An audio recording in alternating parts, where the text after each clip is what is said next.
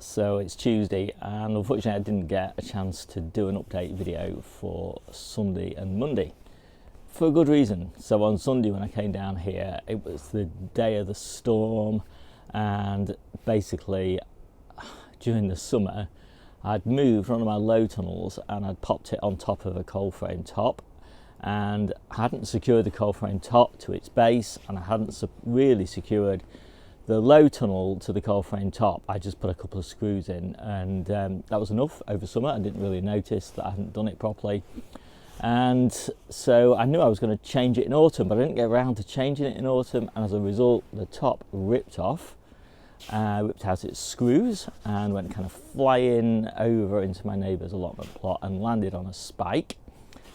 And the coal frame top was also kind of ripped off at the same time, I'm guessing. I didn't see it happen. And that kind of flipped over and landed on top of another set of frames, and that was undamaged. Now everything was pretty much undamaged, apart from a big hole in the polythene, which I managed to repair. So none of the structures were damaged, and I was actually pretty pleased with that, because obviously they'd been kind of thrown around a bit by the wind, and it's just a testament to the fact that the simple construction technique that I used was pretty resilient, because these frames are pretty old now. They're like 5, getting on for 6 years old. So anyway, I was pretty pleased with that. I do have instructions actually on how to build all of these frames that are available for free in my book, and yeah, if you want to use those, that's great, and if you want to give them any feedback on how to improve them, that's even better. So that was kind of Sunday. Now Sunday night I had my COVID booster jab, and on Monday morning I felt really rotten, really, actually Sunday night, and I was up like until 3 in the morning, and really just flu-like symptoms. And when I woke up in the morning, my arm was really sore. I could hardly move it, you know. I couldn't do this, I couldn't lift it up or anything. And so I basically just stayed home and just made a whole load of videos. So that was pretty good. I just like to do something productive. And on Tuesday today, I was still feeling really pretty grotty. I was meant to be going out walking in the lakes with a friend of mine, and tomorrow, and he rang up and he said, I'm not very well, I've just had my COVID booster. Now I don't want to put you off having the COVID booster, because it's only like just a few days of, you know, a bad cold, and it's easily worth the reassurance kind of thing that you're not going to get seriously ill. But anyway, I just didn't feel like doing anything today. I went to Cafe Nero for a couple of hours, and when I got back to the house I said I don't feel like anything. So I have a kind of rule though, that when I'm not feeling like doing anything, I do something, you know, because there's nothing worse than just sitting around feeling sorry for yourself. And so, you know, I got on and did something. I walked to the allotment, and I already feel my hips and knees already feel a bit better from having walked here, and just started tidying up. And there's a lot of tidying up to do. There was a lot of really badly damaged like brassica leaves, so I pulled all those leaves off and tidied all those plants up. All the wood chip had blown onto the paths, so I got all the paths all nicely cleaned up. There was loads and loads of leaves in the polytunnel. They're not hurting anything, they just look a mess, so I got the polytunnel swept out. All of the ochre have died back now, because we had quite a severe frost actually. Was it yesterday? Yeah, yesterday. And so all of those tops are dying, but you don't want to take the tops off yet, because the ochre tubers are kind of still growing and still absorbing the nutrients from the tops. And so you want to leave them until the tops have properly died back. So what I like to do, because my ochre's in containers, I like to pile all the tops up on top of the containers, and that kind of provides a bit of a frost barrier, so if you have any more frost, then those ochre tubers won't be damaged. And it also, I think it just deters the mice. I suspect the mice climb up the stems that are hanging down of the ochre tubers, of the ochre plants. Probably they can't get quite as easily up the plastic, and they're probably not tempted to go up the plastic either, without the stems there as an enticement. So anyway, I'm hoping that that's the case, and I suppose that the fact that there's a kind of big stack of dying foliage on top of the tubers probably deters the mice a little bit as well. In a few days' time though, I will probably move them into the polytunnel. I just didn't feel like carrying them today. And so when I came into the polytunnel, I saw that the temperature in here had been minus 4.4. Now that's a little bit colder than I would like for it to be at this time of year. But actually everything is fine in here. So that just shows you really, you know, things like lettuces and spinach and turnips and brassicas and all those sorts of things. They, you know, they just can stand a frost of minus 4, minus 5, really no problem at all. What they can't do, and you know, I've got no proof of this really, but this is just my kind of anecdotal experience, is that they don't like repeated frosts kind of day after day after day in the middle of winter when they're not getting enough solar energy, sunlight, to repair themselves. So I think there's probably some tissue damage that goes on, but it might be very minor at this time of year when there's still a reasonable amount of light. But come sort of 21st of December to probably the beginning of February, there's just that period there's just not very much light at all, and so any damage at all is kind of quite risky to the plants, and some of them survive and some of them don't, and you just get sort of dieback, stem rot and things like that on them. But right now they all seem fine. I've checked all the beds and things. The only real damage, apart from to the brassicas where I've lost a lot of leaves, and some of the tops just broke off, which I was quite surprised about. But the only real damage is to the bed that lost its top, and there the spinach is not too bad, but the lettuces, you know, they've just been really battered really badly, so they've got a lot of bruising on the leaves. But apart from that, I think they probably will recover, but I suspect I won't be harvesting those at all until sort of February time now. And if they don't recover, I have spare lettuces, and this is why I have spare lettuces, for exactly this sort of purpose. You know, you're just in gardening, you can never really predict what's going to happen. You know, you're always going to have like crazy things, you know, crazy weather, crazy mistakes, like leaving something open, pest problems or whatever. And it's just nice to know that if you have those problems, you can fix those problems. So, spares. So, that is pretty much my Tuesday. I'm going home now, I'm pretty done in, but you know, I'm pleased I made the effort. And as I say, my kind of philosophy is, if you don't feel like doing something, do something. I don't have an update for Wednesday. I was still a bit ill, but I did actually film an Ask Me Anything video, and so that was quite interesting. I got some really interesting questions, and it took a long time actually, like 90 minutes to answer them, because some of them were pretty deep and pretty important. So I might split that actually into 2 separate videos, and you might see the first one of those next week. So today is Thursday, and I'm down on the allotment, and I'm almost recovered, just not sleeping very well, but other than that, pretty good. And I'm going to plant some red onions today. Now, it is a little bit late for planting red onions, but a friend of mine, Jerry from growseed.co.uk, he told me that maybe it's better to plant your red onions late when it's cool weather. And the reason for that is they're less likely to go to seed in spring. Now, I've always had a lot of problems with red onions going to seed, and so I've pretty much given up growing them. So I thought, well, I'll give them one last go, and I'll show you what I'm doing to plant them and prepare them now. So here are the sets. They're red winter, and what I've done is I just brought some warm water from home, and I've prepared a kind of compost tea using well-rotted cow manure. I'm just going to soak these onions in here for about 15 minutes, and I figure that the combination of the kind of compost tea, and obviously it's not a true compost tea, but it's kind of close enough, that will help the onions to get started. And obviously I want them to get started as quickly as possible. And also obviously the warm water as well will give them a good start. And we are going to have rain, but anyway, we'll see how this goes. And yeah, it'll be interesting. Now, I am hoping to get these onions in June, early June, because that's when we kind of run out of red onions. We'll have loads of white onions then, but we won't have any red onions. And so, you know, because we'll run out of ones in store. We have a lot in store, but they just don't keep really beyond the end of spring.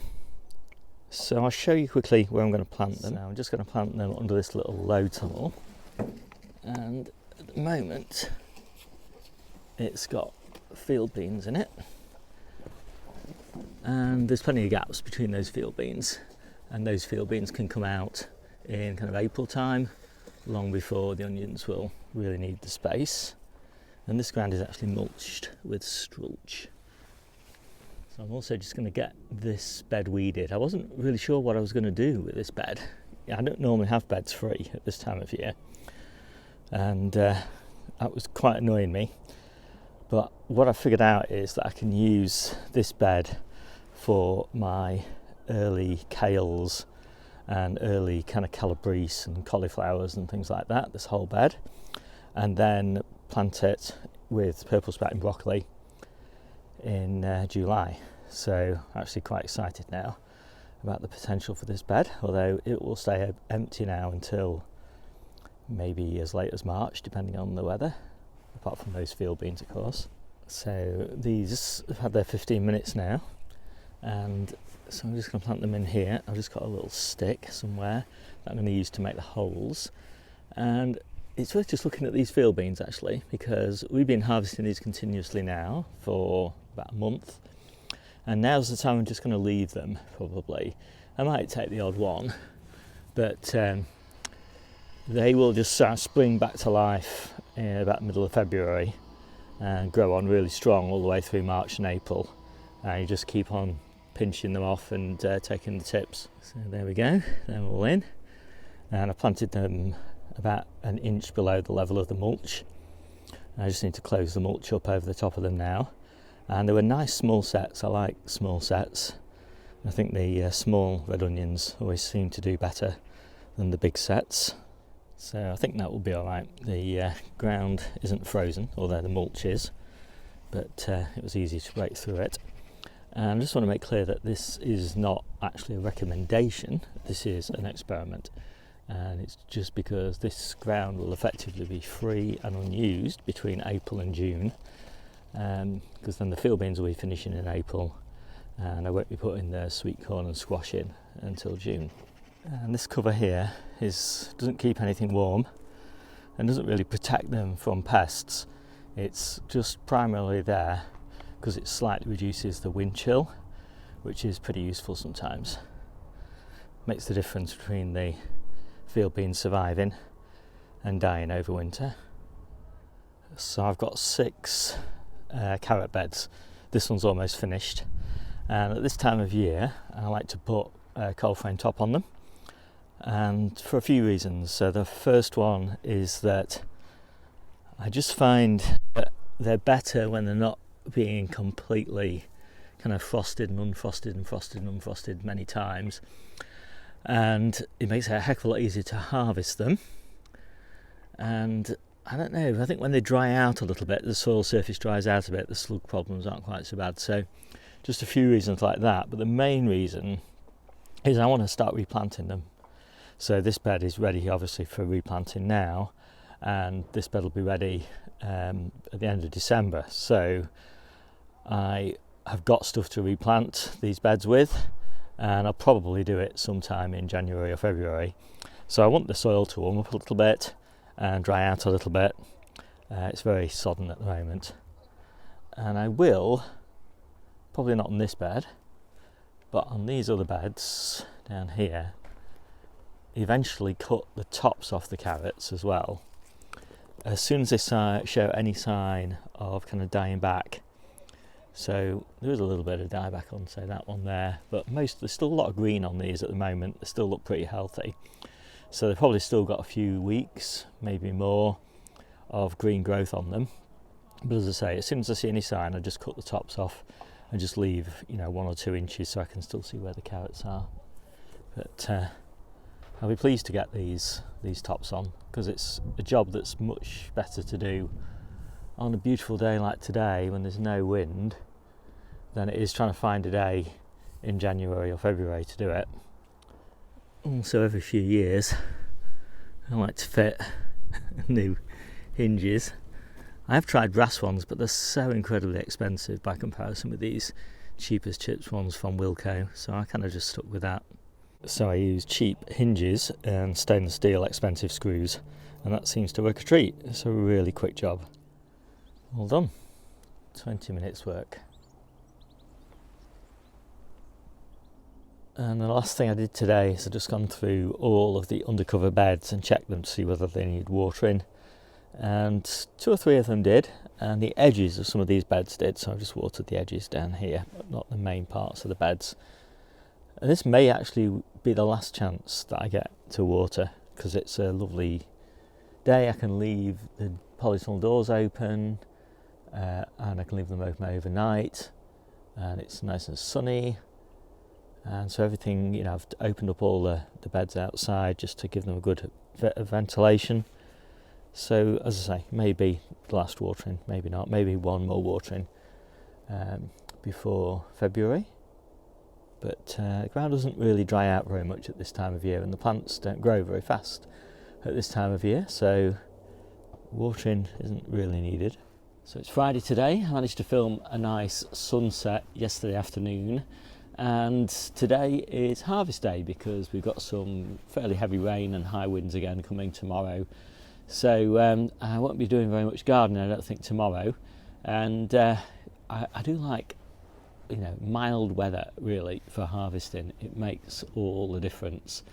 So yeah, I picked some lovely carrots and some lovely ocker today actually, which is the first main ocker harvest of the year, and I filmed a video all about making ocker, so you'll see that sometime in the next week or so. And for now, let's just take a look at the harvest. So here's today's harvest table, and I am starting to notice quite a slowdown now, and you probably will too when I point it out a little bit. So we've got a lot less lettuce now for the salads, so basically just enough for Debbie and I and the kids and our next door neighbour. So not much, hardly any really, to be honest, any surplus at all. And I have been careful the way I picked it, you know, because I'm trying to make it last all the way through winter. So I could have picked more than this, obviously, but and then we'd definitely go short later on. So spinach, again, quite a bit less spinach.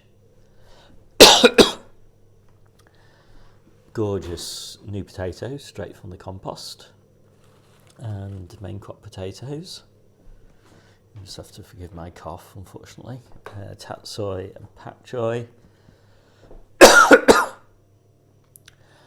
And mixed brassica leaves, quite a lot of perennial kale. We're again quite low on brassica leaves now until growth picks up again in spring, so I just try not to overpick things. Last of the radish, but then I don't know whether I mentioned actually first of the ocker, so that's looking pretty good, and there's more than enough ocker there to make up for the lack of radish. And we will have some red ones as well, but the tub that I harvested today, that is just one tub. I didn't have reds, I just had white, yellows. Some lovely parsley there as well. Field bean tops, mixed colettes and Brussels sprouts, parsnips, salad carrots, cooking carrots, turnips, there's the turnips, leeks, salad onions. These are gorgeous. These are the mini red cabbages that we get once you've harvested the cabbage. If you leave the roots in the ground, you throw up new little red cabbages. So there's quite a little collection of those there, and quite a few more to come. Red onions and beetroot, shallots and garlic. Oh, and a Crown Prince winter squash and some chard. So I think that is everything that's spotted on the table. but quite a bit now from store, and yeah, just managing the harvest now a little bit more carefully, I guess, as we go into winter, to make sure we don't run out.